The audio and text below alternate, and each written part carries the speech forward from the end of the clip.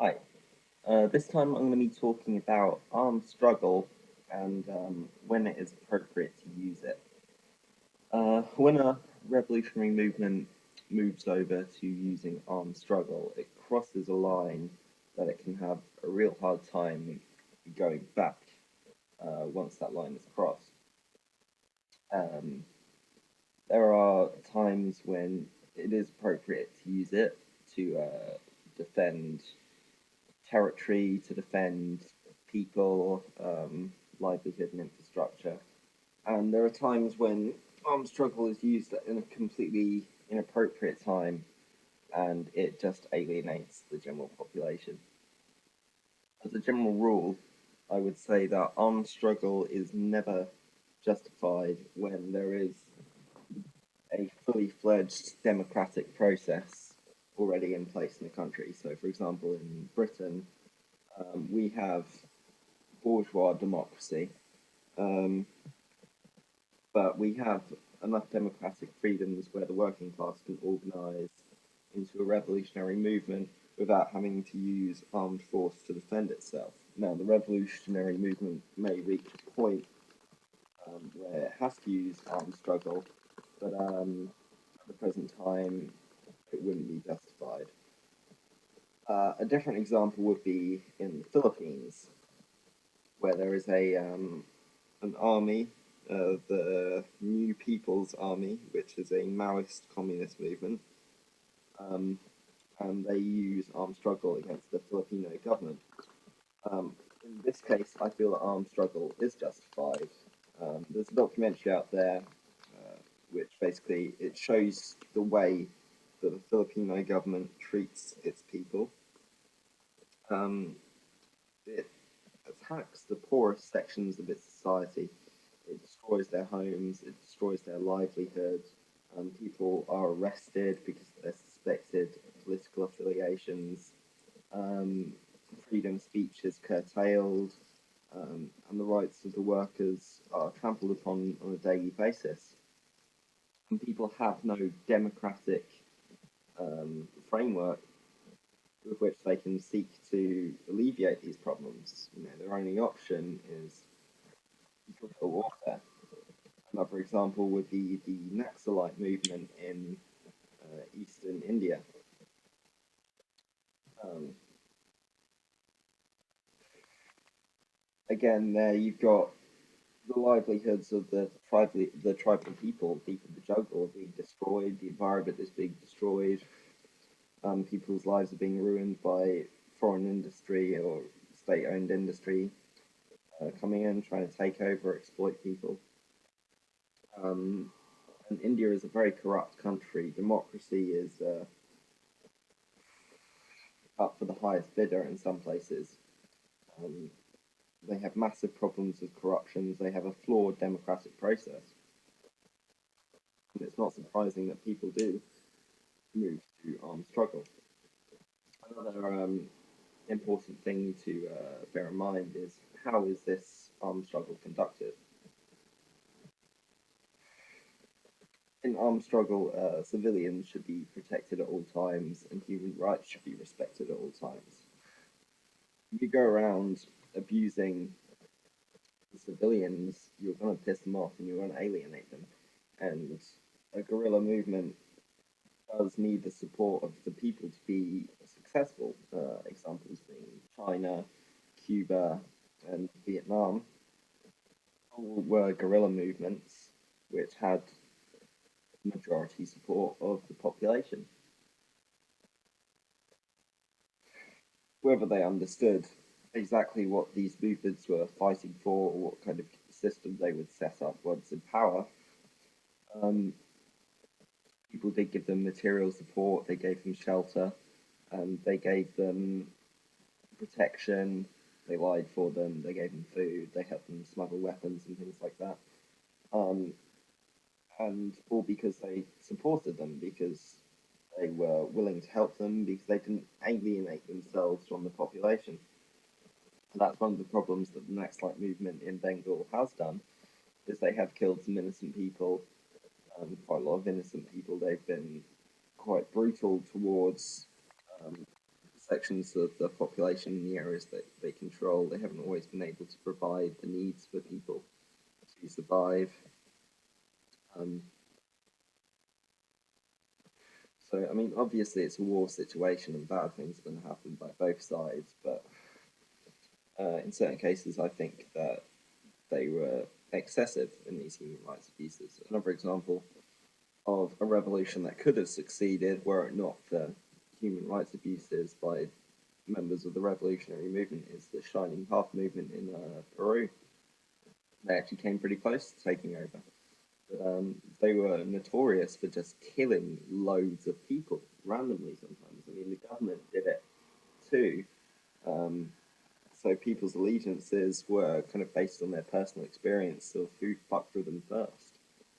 On the whole, they had a lot of support, but they killed many people at the Shining Path. Um, and, you know, most of them were poor peasants, which, as Maoists, they were supposed to be kind of looking out for. And they pretty much treated them like shit, and they were alienated because of it. So you've got to be nice to your population. You've got to take good care of them. If you take care of them, they'll take good care of you. Um, you can see in certain guerrilla movements, for example, there were several small guerrilla movements all across South America and from Central Asia, small armed Maoist groups who started up armed struggle without first going through a political process. You have to build some kind of a political movement first. This happened in Nepal. The Maoist Party of Nepal had quite a large following when it did declare war on the monarchy and the royal government. And by the time they did that, they had enough support from the people where they were actually able to function and outmaneuver the army and struggle for concessions with the army. And eventually they were successful in the war. It's up for debate how much of a successful revolution they've actually conducted. I'd say it's still ongoing. But if you have mass support from the people, especially in oppressed people, they will help you out and your movement will be able to carry on. This is true in Palestine, of course, where you've got an entire people just surrounded by hostile military forces of the Israeli army, blocked from their friends and allies in other countries, blocked from having material necessary for their survival and their development being denied them. And so everyone's got grievances against the Israeli occupation, and that those grievances, the nourishment which the various Palestinian liberation movements are feeding themselves. That's what's keeping their movements alive, from this support and this mass cooperation from the people. But again, you have sometimes these movements take it too far, especially with regards to suicide bombings, that which targeted at civilians. That alienates a hell of a lot of people. That moves the threat from, you know, perhaps the Israelis or in other countries, for example, the Pakistani government. That moves the threat away from them towards whichever group is committing these acts. I think there's a definite link between violent Islamic terrorism and the rise of the democracy movements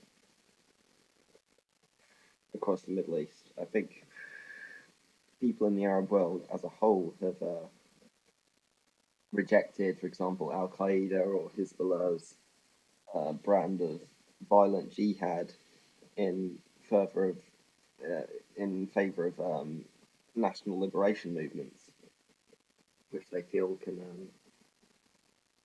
better achieve their goals or their interests.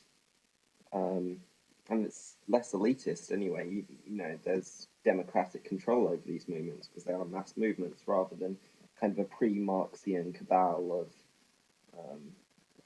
criminal or terrorist or freedom fighter masterminds, whatever you prefer to call them, trying to do everything for them.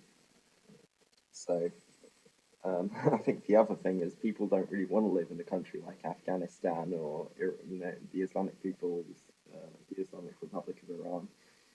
I think they probably do want to live in some kind of democratic modern state in a lot of cases, but with their own kind of national identity as well. That people want to build it themselves. The other thing you have to be look out for with armed strugglers, it can escalate incredibly quickly, and that's what happened in Libya. Um, at the time when it first all kicked off, it really did seem to me, uh, it really did look like the entire country had turned against Gaddafi and fallen apart. But it wasn't the case. It was just certain sections of the army and some people's militias that had been formed and managed to get hold of some small arms, maybe a few RPGs, maybe a few 50 cals, and that wasn't sufficient. Um, Even kind of a slightly outdated arsenal like Gaddafi's was just able to completely wipe them out. Um, their tactics were flawed. I mean, I know Libya is a very hard place to conduct any kind of guerrilla warfare because it's wide open spaces and it's desert. So it was to try and rouse a conventional army to fight Gaddafi was a bit of a fool's errand from the start, unless you had the majority of the army come onto your side. So they should have kept it as a predominantly peaceful movement for as long as they could. I mean, it's hard to say that, some people say that Gaddafi was provoked by armed attacks. Some people say Gaddafi attacked first, so we don't really know. But the fact is that the Libyan movement is basically based around Benghazi and the towns surrounding it, but and it's trying to fight as a conventional force with NATO airstrikes because that worked in the early stages of Afghanistan, but we all know how that turned out. They managed to get the Taliban out of power, but the Taliban just came back.